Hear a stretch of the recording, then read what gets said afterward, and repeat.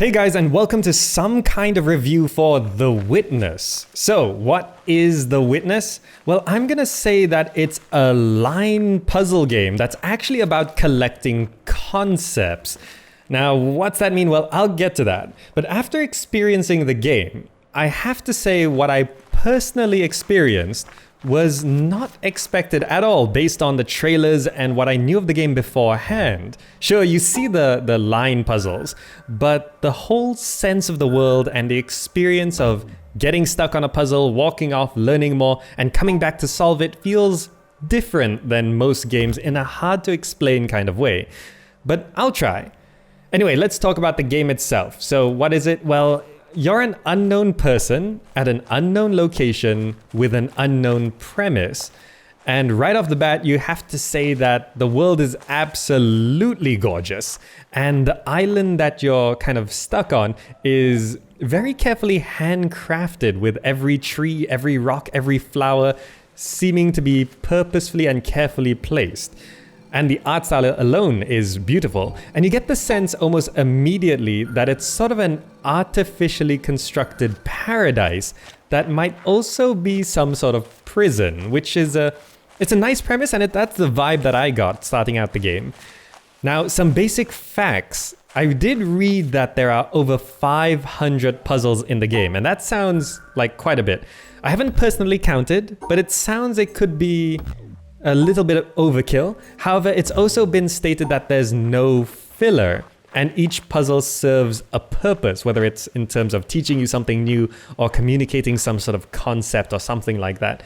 But I do have to say, you could definitely remove some puzzles and the game would still work fine. Though I didn't come across any puzzle that I really felt should have been removed either. Now, the premise, as far as you could tell at the start of the game, is you start in a tunnel with no explicit instructions other than the very gradual difficulty curve of the puzzles you encounter, which I have to say is a very nice way of teaching you how things work, but things get complicated pretty quick once you're outside of the tutorial zone.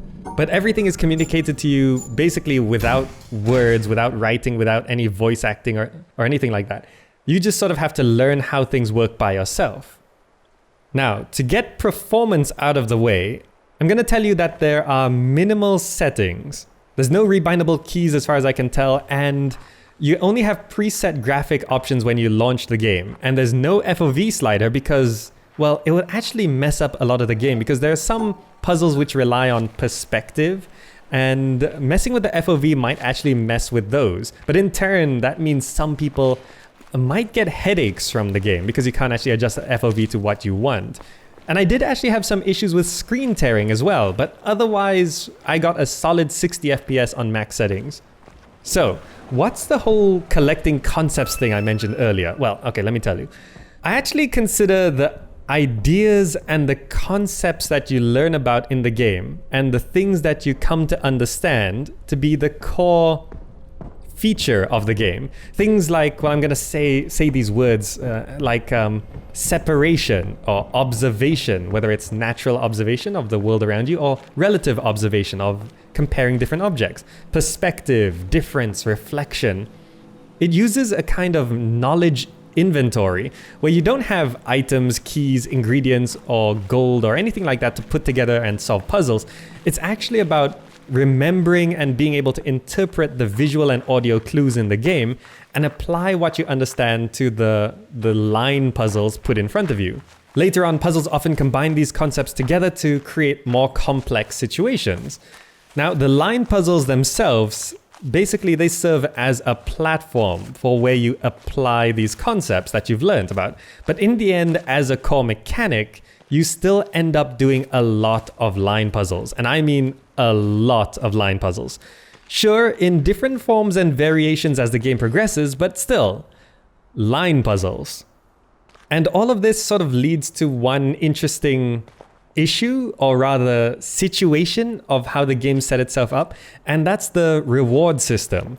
The reward for solving these puzzles, well, it lies outside of game mechanics. Now, what I mean is that, well, on one hand, the narrative is unclear, and it's unclear on purpose, and there's no real sort of cohesive story, especially at the beginning, and there's nothing that's sort of tying everything together. And you sort of piece together what's going on based on the hidden messages and the concepts that you learn about. But it's not really a story per se. And you're not unlocking a door and getting a cool cutscene or dialogue or anything like that. And second, you don't have a clear goal driving you forward. I mean, you sort of get hinted at, oh, there is this important thing that you have to unlock that's in the distance sort of thing. But the objective of the game is mostly unknown. And you don't get any items, gold, or points for solving puzzles. And you barely discover any story with each puzzle that you solve. So without all that, motivation, as in your motivation to keep playing the game, has to come from something else. Something external from the game, or something personal within yourself. Whether it's you personally driven to complete the line puzzles, or from an appreciation of the philosophy presented in the game. And there's a lot of philosophical stuff that the game sort of puts in front of you. And this goes against the grain of, well, gamification, where generally on a basic level you get in-game rewards for doing things. And this might throw a lot of people off, especially if you come from a puzzle background where you earn stars or high scores, or even just going through a story. And this could lead you to believe that The Witness is some sort of glorified line puzzle mobile game that you happen to navigate in first person.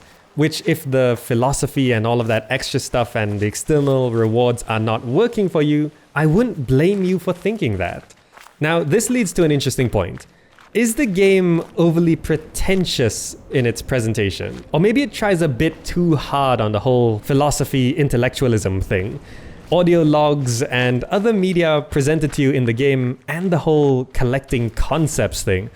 Well, about that philosophical stuff, the game will present it to you occasionally at certain points when you solve certain puzzles, and it's highly likely that you won't agree with all of it. And this is even indicated in some of the media in-game, that there's a lot of conflicting opinions between the different things you'll encounter. And I get the feeling that you're meant to take it all in and develop your own sort of unique understanding or perspective of it all. Though, as with anything that attempts to be intellectual, some people would view it as pseudo-intellectualism, while others will find it fascinating, while others just won't care and get really bored. Personally, I have a background in education, and I can say that this game is hardly the most pretentious piece of media that I've been exposed to. And I really did appreciate and enjoyed almost everything about the game. I found the things that I encountered to be thought-provoking and often made me think about things I thought I understood in very different ways. But the game kind of relies on you liking this sort of stuff, and it's very hard to say if you will or won't. So you'll have to judge that one for yourself. On a base level though, if you hate line puzzles, then this game would probably get boring and or frustrating pretty quick. Plus you have to do an awful lot of walking around searching for clues or patterns, so patience is definitely a thing. And if you end up looking for solutions online, well, the whole experience will be ruined from the start. I accidentally saw the solution to one puzzle online, and when I got to that point, I just didn't care about it at all. It just felt pointless. So, as a conclusion, I'm gonna say that The Witness is a very good game that a lot of people will love. For some, the line puzzles alone will be enough to get you through it, and others will find all that philosophical stuff to be the icing on the cake. But I can see a lot of people hating it too, aside from people who just don't like puzzle games. Many could find the core line puzzle mechanic repetitive or the whole presentation pretentious or obnoxious. And I would disagree with the statement that those people don't get it. They would get it from their own point of view. And those of you who love the game, you should understand that perspective and the duality perfectly. So I'm gonna say that The Witness is actually a perfect game for a very specific audience. And the problem is who that audience is not very well communicated in all the trailers and the promotion and all of that. And it's very difficult to explain who that audience is without spoiling the game. And it is definitely a lot more than just line puzzles. But if what that more is not to that taste, then you might end up feeling disappointed. though personally, I love the game. And I do have a link down below that explains what I love in video games. So if you're on the same page as me, then you should love the game too. Alright, on that note, that wraps up some kind of review for The Witness. Hope you enjoyed it or found it useful. There's a like and dislike button down below. Thanks so much for watching, and I'll see you in the next video.